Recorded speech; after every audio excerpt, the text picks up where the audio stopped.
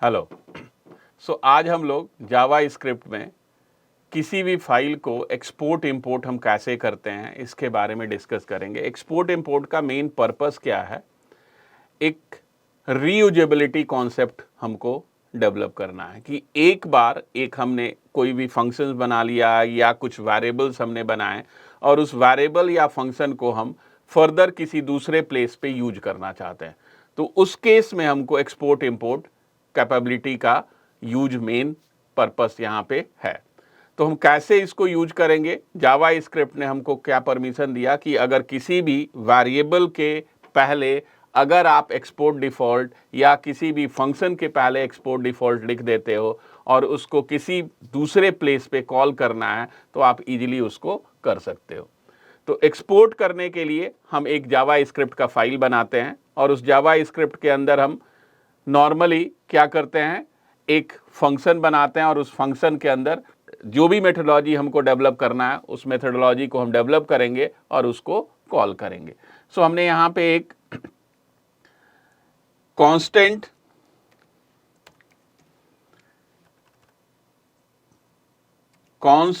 हमने यहाँ पे एक डिक्लेयर किया जिसका नेम दिया डिस्प्ले, और इस डिस्प्ले को हम बेसिकली फंक्शन बनाना चाहते हैं। एरो फंक्शन बनाया जिसमें कुछ नेम ले लिए हमने।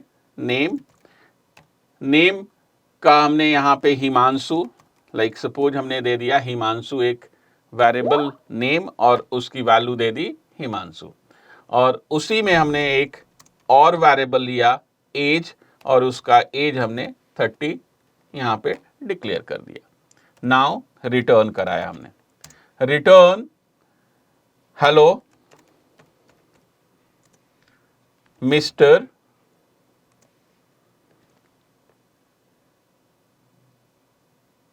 देन हमने क्या कहा, नेम। नाउ योर एज और एज को हमने यहां पे प्रिंट कर लिया। अब ये जो फंक्शन है हमारा, ये फंक्शन को अगर हम किसी दूसरे फाइल में यूज करना चाहें तो नहीं कर सकते। तो इसके लिए हमको क्या करना पड़ेगा, इस फंक्शन को एक्सपोर्ट परमिशन देना पड़ेगा। अगर हम परमिशन नहीं देते हैं तो ये कहीं भी कॉल नहीं हो सकता। तो एक्सपोर्ट परमिशन देने के दो हमारे पास वे हैं। या तो हम यहां पे स्टार्टिंग में ही एक्सपोर्ट डिफॉल्ट यूज कर लें, या दूसरा कॉन्सेप्ट क्या है, दूसरा कॉन्सेप्ट है हम at the end of project, end of file, हम यहां पे लिखे एक्सपोर्ट डिफॉल्ट और जो भी आपके फंक्शन का नेम है उस फंक्शन नेम को हम यहां पे पुट कर दें। नाउ इस फाइल को अब आप सेव कीजिए with the extension of JS। JS extension किसके लिए होता है? जावा स्क्रिप्ट के लिए JS एक्सटेंशन होता है। हमने इस फाइल को सेव किया, सेव एज,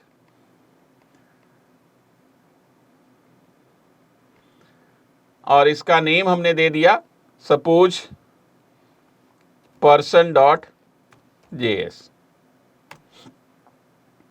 नाउ अब हम क्या चाहते हैं कि इसको कॉल करें, कॉल एक दूसरे फाइल में कॉल करें और इस मैसेज को वहां पे प्रिंट करें।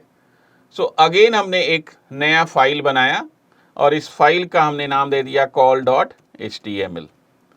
आप कोई भी नेम ले सकते हो, बट हमने जो नेम दिया इसका नेम क्या दिया, call.html।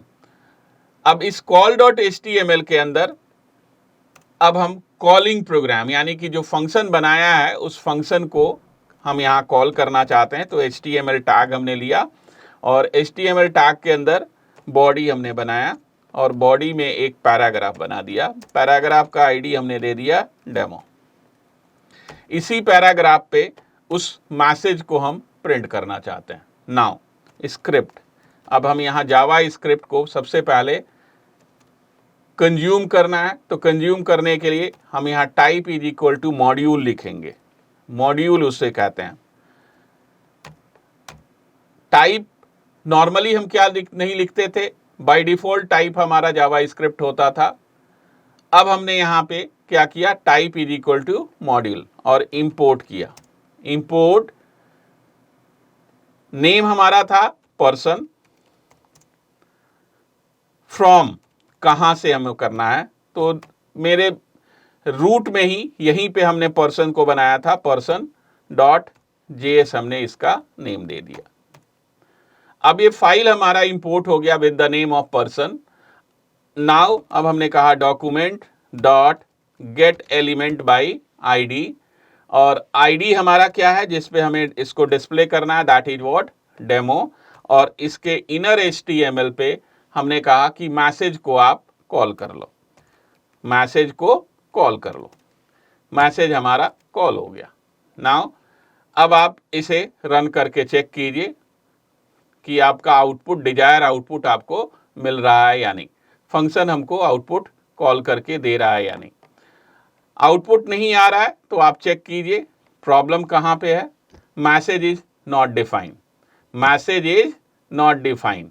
पर्सन जेएस में कह रहा है कि जो पर्सन जेएस आपका फाइल था उस पर्सन जेएस के अंदर मैसेज नहीं है। तो आप क्या करेंगे, आप जाएंगे अपने फाइल के अंदर जाइए और फाइल में पर्सन जेएस को, ओके, यहां हमने डिस्प्ले दिया है, आप इसका नेम दे दीजिए मैसेज। मैसेज को हमने कॉल करना है तो मैसेज हमने दिया, इसको हमने रन किया।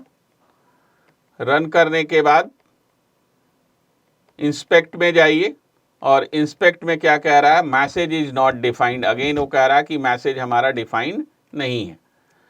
मैसेज क्यों नहीं डिफाइंड है, तो हमको यहाँ पे ढूंढना होगा।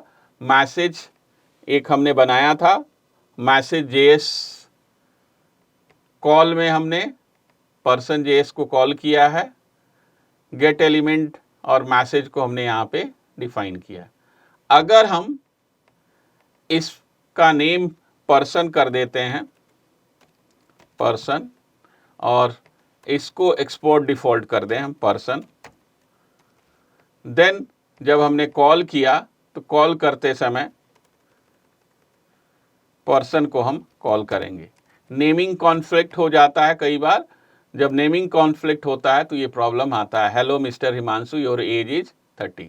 नाउ एक और एग्जाम्पल हम आपको करके दिखाते हैं, छोटा सा दूसरा एग्जाम्पल, जिसमें अगेन हम इसको समझेंगे। तो सबसे पहले हमने क्या किया, एक फंक्शन बनाया, एरो फंक्शन, जिसका नाम है पर्सन, और उस पर्सन के अंदर दो हमने वेरिएबल लिए, name and age. Name Himanshu और एज 30 है, उसको हमने रिटर्न कराया hello mister name, your age age, जो भी एज है उसको एज हमने दिया। और इस फंक्शन को हमने एक्सपोर्ट डिफॉल्ट, यानी कि हम इसको एक्सपोर्ट परमिशन दे रहे हैं। नाउ जब हमने इसको कॉल किया तो कॉल करते समय हमको क्या लिखना होगा, script type is equal to module, module को हम यूज करने जा रहे हैं। और इंपोर्ट किया पर्सन जेएस को, और पर्सन जेएस के अंदर जो हमारा फंक्शन है उसका नाम है पर्सन। नाउ एक दूसरा हम और बना रहे हैं, एक थर्ड हमने एग्जाम्पल यहाँ पे लिया, उसका नाम हमने दे दिया, कोई भी एक नेम ले सकते हैं, जैसे हमने कहा कोड डॉट जेएस। अब इस कोड जेएस के अंदर एक्सपोर्ट डिफॉल्ट फंक्शन, और फंक्शन में हमने कहा डिस्प्ले, और इस डिस्प्ले के अंदर हमने एक वेरिएबल लिया नेम। नेम में ये वेरिएबल जो हम एज अ पैरामीटर यहाँ पे हम दे देते हैं, पैरामीटर, या सिंपल आप करना चाहते हैं तो भी बेटर है। वैर हमने लिया नेम, और नेम को हमने एक दे दिया हरि गोपाल, हरि गोपाल। नाउ अब इस नेम के साथ हम रिटर्न करना चाहते हैं, रिटर्न करना क्या चाहते हैं, सिंपल हम नेम को रिटर्न करना चाहते हैं, नेम को हमने यहाँ रिटर्न कर दिया।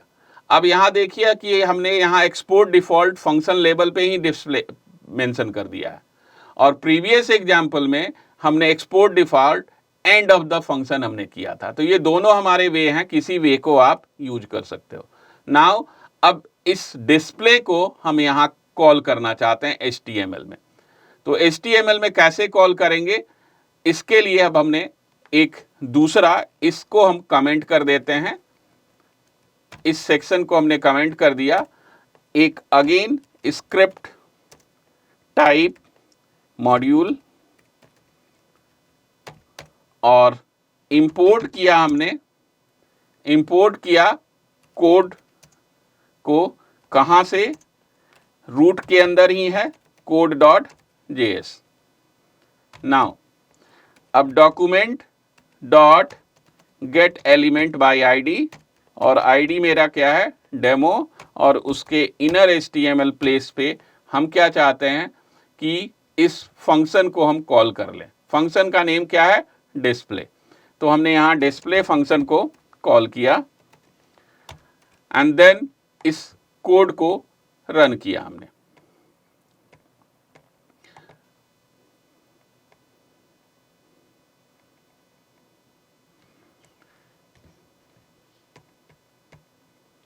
display is not defined।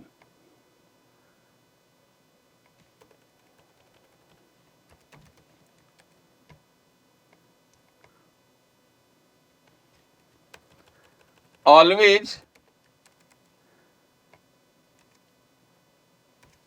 एक कॉन्सेप्ट आप याद रखिएगा, जब भी हम कोई भी फंक्शन बनाते हैं और उस फंक्शन को एक्सपोर्ट करना है, तो name of the file and name of the function always be same.